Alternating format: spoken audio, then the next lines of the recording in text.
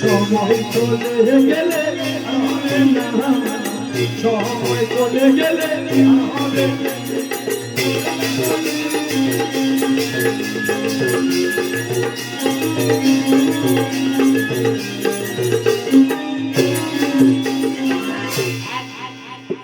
কেন চুলু এই পিরিত পিরিত করবো নি? কি করবো তোর সঙ্গে পিরিত আমি করবো না। কেন?